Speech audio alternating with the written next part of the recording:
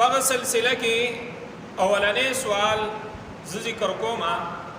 دا غي زمانه نعمت امیر صاحب تپوس کړي چې کله زمیدار لو کی او بیا ترېشل ول راولي دا غي څه خبره وکي اغله کمی دانی ور کوي یا نن سبا لوګری مزدورانی خلق له اجرت باندې لو کوي نو اغه لګېړی ور کی هغه فصل ولا بیر ته اجرت کې ور کوي نو په دې مخکې ما تفصیلی خبره کړې و چې آیا په ګډ شمار باندې لو کول جایز دی او کو جایز دی نو اکثر لکه قدیم فقهاو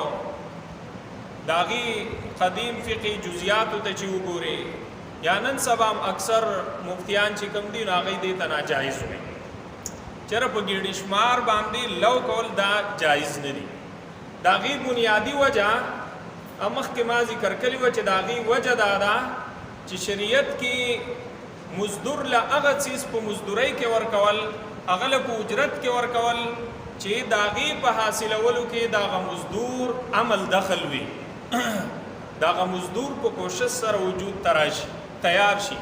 هغه چیز بیا ته مزدور له اجرت کې ورکې نو دا ناجایز نهى رسول الله صلى الله تعالى عليه وسلم عن قفيز الطحان نبی علیہ الصلوۃ والسلام د قفیز طحان نا جرندګړې چې دوړو نکم مز اخلي نو داغې نه منع فرمایله دیو جن کو یو جرندګړې ماشين والا تعالی وړوي دا وړو نه بیا مز اخلي نو دا ناجایز دي ناروا البته غنمي کلاوالی نه او تا وروړو داغې نه مخ کې پیشګي مزواغستا یا تا پیسې ورکړي نو بیا مسله ټیک ده درسته خو چې کله وړ کې نو ګوره هغه عمل دخل پکې را لګا هغه وړ چې وکړه نو دې سړی وکړه جرندګړي وکړه نو اوس دغه چیز دی له اجرت کې ورکول نه شي نبی علیہ الصلوۃ والسلام دا یو صریح جزئیه ده خو بیا فقهاو د دینه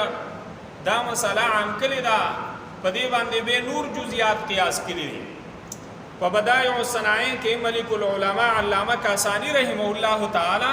هغه چې بیا فقهاو د قیاس په ذریعہ د اجتهاد په ذریعہ هغه تمام جزئیات د دې دلان لیکلي دي چې هغه کې مزدور داسې چیز په مزدوري کې اخلي چې په هغه کې دا مزدور عمل داخل وي ناغه به ټول د دې دلان درازي او هغه بنا جایز وي نو په هغه کې یو دا د ګډ شمار لوم دی ځکه چې دا ګډي تیار شي غنم لو شي نو دا د لوګري عمل دخل له پکې نو لوګري لا بیا ګډي ورکول دا ناجایز او تاسو تمایلی چې کله یو علاقه کې عرب شي دا وس زمان خپل رائے دا د دلایل په بنیاد باندې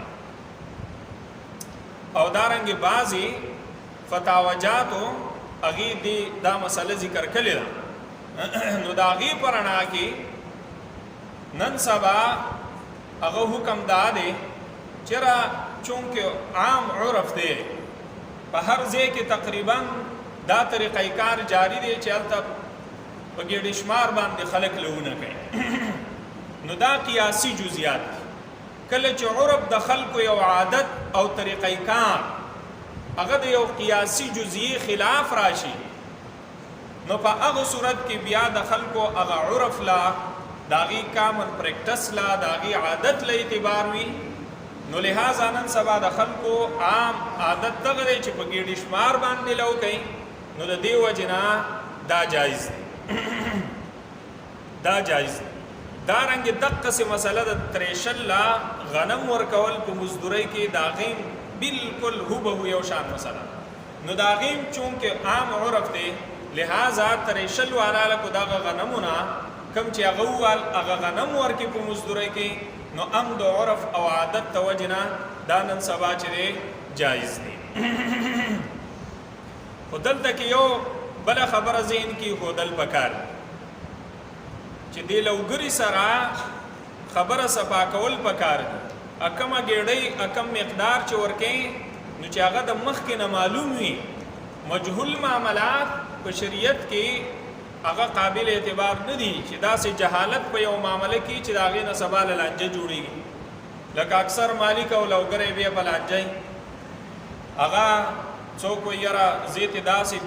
په خپلې خوښې بیلو ما څوک وایي نه دا څلمه به تېلې لوګری ته ښه ګېډې اوچتوي او مالک هغه وله بېکاره ورکوي نو بیا لانجه شي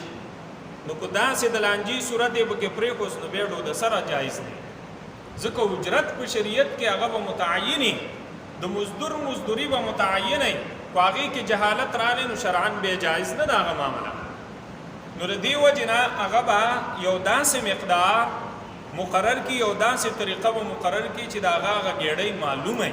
د مخکې نه اوسه خبره پاکه کی سپینه کی چې هلکه په دونه پړي کې یا دونه مقدار کې چې کومه ګېډۍ راځي هغه به زه تاله در کوم یا سرعام چې څونه ګېډۍ وي نو بس داسې بیا د څیل متې اخلي خبره اوسه سپینه کی پاکه کی چې لانجه پکې پاتې نشي د لانجې څه چانس پکې پاتې نشي او خبره پاکه شي د هغه اجرت متعین شي نو بیا ټیک ته جایز ده دارنګې لکه څنګه چې د تریشل والا څه سړی خبره کوي 15مه 14مه خو بهتر صورتونه په دې کې دا دي چې سړی وله پیسې ورکړي په نغدو پیسو څه خبره وکړي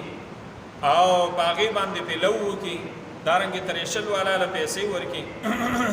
نو دا بهتره صورت نو هغه چې کم تپوس کلی و هغه دا کلی و چې یاره دا لوګري له چې کم فصل زمیدار ورکړو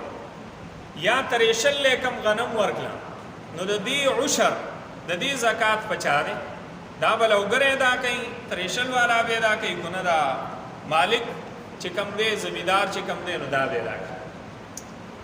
نو څونه فصل چې تاله پټي وکړو د هغه ټول عشر په تا باندې لازم دی مزدور له چې تا کم ورکلي د هغې زکات هم په تا لازم دی تریشل والا له چې د کم ورکلي د هغې زکات هم په تا لازم دی هغه به ته ورکوي اوس ګوره دلته کې طریقې کار به ته دا اختیار کې مثلا تا لسمه ګېډۍ ورکلې ده لسمه ګېډۍ دې ورکلې ده نو ته به خپل حساب وکړې چېرې ماله دونه منه غنم وشو د دې لسمه حصه دونه راځي نو چې لسمه حصې دونه راځي نو د هغه لسمه حصه خو تا ورکلې ده نو د هغې چې بیا کومه شلمه یا لسمه حصه په تا لازم ده زکات نو هغه د مزدور ده هغسې حساب به وکړې او د هغه نه خیر احتیاطاً لږ زیات ورکړه هسې نه چې په تا باندې پاتې شي خپل اندازه به ولګې چې هغه له ما دونه ګېډۍ ورکړي د دې پټي د دې غنمو دونه حصه زما نه مزدور وړې ده نو د هغه حصې شلمه حصه یا لسمه حصه هغه زکات به هم تا ادا کړي دارنګې تریشل والا ستانه مثلا 2 منه غنم چې دی 60 دړۍ هغه ستانه ویوړه په مزدورۍ کې واخیستل نو د هغې شلمه حصه 1 دړۍ زکات هغه هم په تا لازم دی هغه به هم تا ادا کړي نو د لوګري د لو او د تریشل والا چې کوم اجرت دی د هغې زکات هغه هم په زمیندار باندې لازم دی هغه